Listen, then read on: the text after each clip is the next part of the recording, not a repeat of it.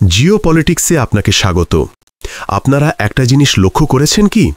Donald Trump এখন যেন একটা প্যাটার্নে পরিণত হয়েছেন। একদিন তিনি বলেন, ভারত মহান, প্রধানমন্ত্রী মোদি মহান, শুভ জন্মদিন মোদিজি। আর পরের দিনই এমন একটা সিদ্ধান্ত নেন যা ভারতের জন্য বিশাল ক্ষতির কারণ হয়ে দাঁড়ায়। এবারও তাই ঘটল। ট্রাম্প এবার H-1B ভিসা ব্যবস্থার ওপর কার্যত এক ধরনের ডেথ ওয়ারেন্ট সই করেছেন। তিনি ঘোষণা দিয়েছেন, যদি কোনো কোম্পানি H-1B ভিসার আওতায় একজন ভারতীয় কর্মীকে মার্কিন যুক্তরাষ্ট্রে আনতে চায়, তাহলে তাদের প্রতি কর্মীর জন্য মার্কিন সরকারকে দিতে হবে $1,00,000। ভাবুন একবার, আজকের বিনিময় হার অনুযায়ী ভারতীয় প্রায় 90 লক্ষ টাকা। কিন্তু এখানেই শেষ নয়। বিষয়টা কি একবার দিতে হবে নাকি প্রতিবার ভিসা নবায়নের সময়ও দিতে হবে, সেটি এখনও পরিষ্কার নয়। অনেক বিশেষজ্ঞ বলছেন বারবার এই ফি দিতে হতে পারে। এখন প্রশ্ন হল, এতে ভারতের কি হবে? সোজা কথা হল, এটা নতুন ভারতীয় কর্মীদের জন্য আমেরিকার দরজা প্রায় বন্ধ করে দিল। নীতি আয়োগের সাবেক সিইও অমিতাভ কান্ত এ বিষয়ে খুবই গুরুত্বপূর্ণ মন্তব্য করেছেন। তার মতে, এই সিদ্ধান্ত আমেরিকার উদ্ভাবন থামিয়ে দেবে আর উল্টো দিকে ভারত লাভবান হবে। কিন্তু কিভাবে? কারণ যেসব সেরা ডাক্তার, ইঞ্জিনিয়ার, বিজ্ঞানী আগে H-1B ভিসার অধীনে আমেরিকায় যেতেন, তারা এখন ভারতেই কাজ করবেন। কিন্তু এখানেই একটা বাস্তবতা আছে। ভারতের লাভ তখনই সম্ভব হবে যদি আমরা আমাদের দেশের নাগরিক শৃঙ্খলা, পরিচ্ছন্নতা, আইন শৃঙ্খলা এই মৌলিক জিনিসগুলো নিশ্চিত করতে পারি। আমাদের প্রতিভা ধরে রাখতে হলে কেবল স্লোগান নয়, বাস্তব পরিবেশ তৈরি করতে হবে।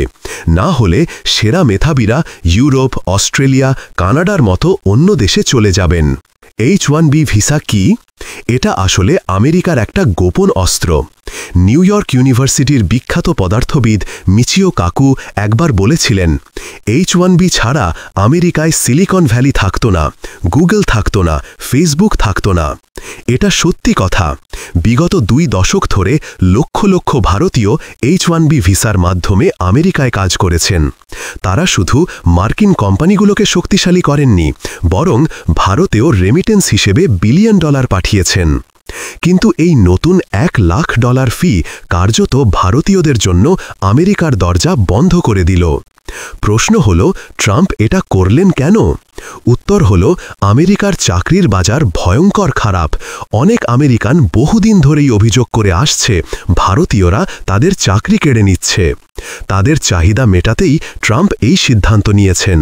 কিন্তু সমস্যা হল, অনেক মার্কিন শিল্পপতি খোলাখুলি বলেছেন আমেরিকা নিজে এমন মানের দক্ষ কর্মী তৈরি করতে পারে না যারা ভারতীয় H-1 কর্মীদের জায়গা নিতে পারে। তাহলে এর ফল কি হবে? 1. মার্কিন টেক কোম্পানিগুলোর মান কমে যাবে। 2. কর্মী খরচ বাড়বে। 3.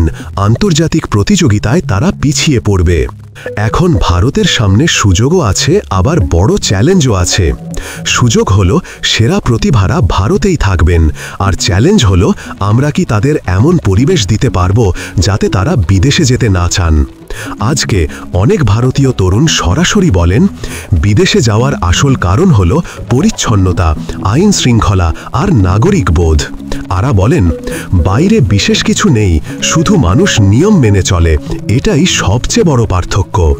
তাহলে প্রশ্ন হলো, আমরা কি সেই মানসিকতা আর সিস্টেম ভারতেও তৈরি করতে পারবো?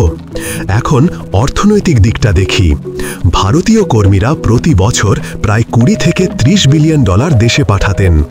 এই রেমিটেন্স ভারতের অর্থনীতির জন্য অত্যন্ত গুরুত্বপূর্ণ। এখন এই অর্থ আসা অনেক কমে যাবে। হ্যাঁ, কিছু উচ্চদক্ষ কর্মী আছেন যাদের জন্য আমেরিকান কোম্পানিগুলো $1,00,000 দিতে রাজি হবে, কিন্তু সেটা হবে বিরল ঘটনা। ফলে সামগ্রিকভাবে ভারতের রেমিটেন্সে ধাক্কা লাগবেই। আর একটা দিক হলো ভারত মার্কিন সম্পর্ক। ট্রাম্প বারবার প্রমাণ করেছেন তিনি ভারতের স্বার্থের দিকে বিশেষ নজর দেন না। আগে তিনি শুল্ক আরোপ করেছেন, এখন H-1B ভিসা বন্ধের মতো সিদ্ধান্ত নিয়েছেন। তাহলে প্রশ্ন হলো, ভারতের কি আমেরিকার বিরুদ্ধে পাল্টা পদক্ষেপ নেওয়া উচিত? উদাহরণস্বরূপ ভারতের বিশাল ডিজিটাল মার্কেট আমরা কেন এতটা খোলা রাখব আমেরিকান কোম্পানির জন্য? সামনে কি হতে পারে বা হবার সম্ভাবনা আছে? 1. মার্কিন কোম্পানিগুলো তাদের মান ধরে রাখতে হিমশিম খাবে। 2. ভারতীয় কর্মীরা হয় ইউরোপ, অস্ট্রেলিয়া, কানাডার মতো অন্য দেশে চলে যাবেন। 3. ভারত যদি নাগরিক শৃঙ্খলা ও গবেষণা বান্ধব পরিবেশ তৈরি করে তাহলে সেরা প্রতিভারা দেশেই থেকে যাবে। আর সবচেয়ে গুরুত্বপূর্ণ বিষয় হল, যদি ভারত এখনই আত্মনির্ভরতার পথে বাস্তব পদক্ষেপ না নেয় তাহলে এই সুযোগও হাতছাড়া হয়ে যাবে।